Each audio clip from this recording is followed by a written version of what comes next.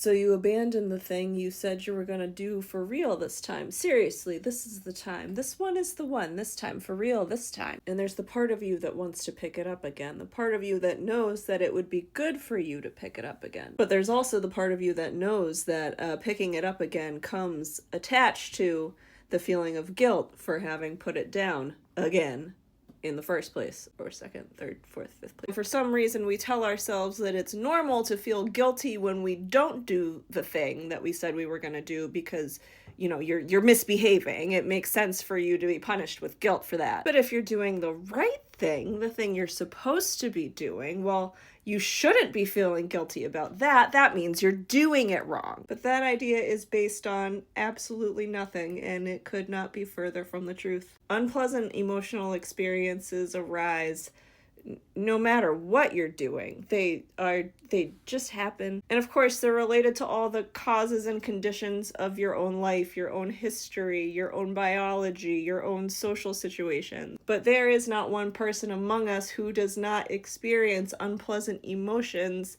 often even in the midst of a generally otherwise pleasant experience. Their existence doesn't mean you're doing something wrong, that you can't or should not have them. And most of us probably would prefer not to be the type of people who feel no guilt, feel no pain, feel no shame. We don't get to pick and choose when those feelings arise for us, but we do get to pick and choose how we respond to them. Sometimes they are too overwhelming, that's true. But a good portion of the time they're not. Or not so overwhelming that we can't, manage them for a short period of time. You're going to feel guilty regardless. So you can feel guilty and not pick back up the thing, or you can feel guilty and do the thing. One type of guilt, one type of feeling is not better or worse, they're just different. There's no perfect happy stasis you need to achieve in order to do something different with your behavior. Feeling happy and motivated is helpful, it's lubricating, but it's not strictly necessary. We as humans have this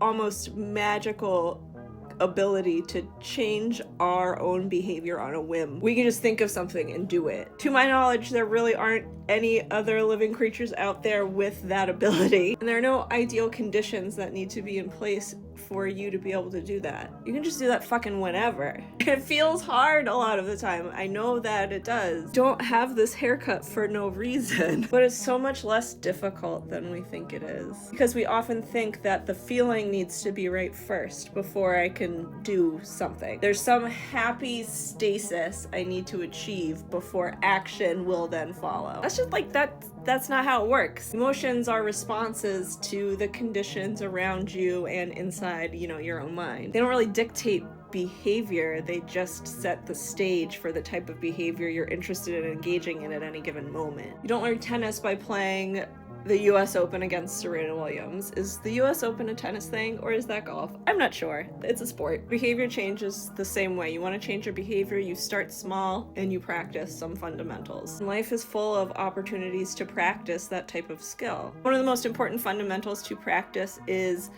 doing things without the expectation of having to feel good before you do them or them making you feel good. Doing them for the sake of doing them, regardless of what feelings emerge in you, you stay doing the thing. You could do it for literally seconds a day. Any amount you do it is practice. I guarantee you, if you start at doing it just a few seconds a day, those few seconds a day, you're gonna remember those. You're going to remember those times because they're meaningful, they're powerful times. TikTok is not the platform for me. I cannot do brevity. This is rambling on forever. Nobody is watching at this point. But pick a thing, whatever the thing is. It could be, paying attention to your breath. It could be doing the dishes. It could be going for a walk. It could be fucking counting to 15. And just keep in mind, the higher the stakes of the thing that you're picking, probably the bigger the feelings you're going to be dealing with around that. You could pick something you want to do more of, something you do every day, or you could just make some shit up. It doesn't matter. Just practice doing it consistently on purpose. And there's going to be times where you go, fuck it, I'm not doing it today. And then the next day will come and you'll go, oh, I didn't do the thing yesterday.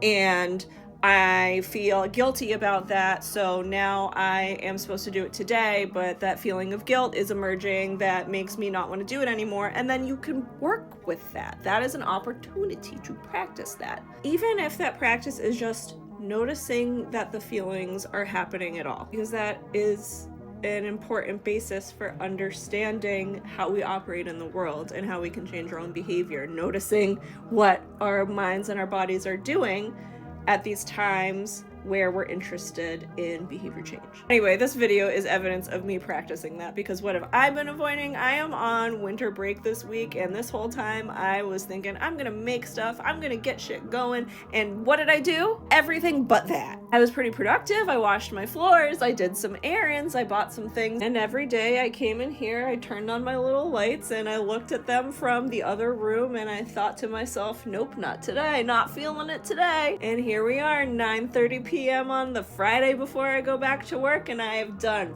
fuck all. I'm over here preaching about doing the thing even when you don't feel like doing the thing, because I need to practice that as well. And this is me doing that and trying to put a little bit of something out into the world so that I can keep moving forward on this thing. The other thing is that it's just so nice to do nothing. I love doing nothing. It's my favorite thing. I gotta get my life together so I can quit my shit ass job, man. So that I can bring more of doing nothing into my life in a way that's not just like a full throttle burnout crash. Anyway, if you made it to the end of this video, put a monkey emoji. I'll be curious to see if anyone makes it this far. Any of the monkey ones I'll do. I'm partial to the one that sort of looks like he's scooting on his butt like a dog with an itchy butt. I'll put it in the comments. Bye!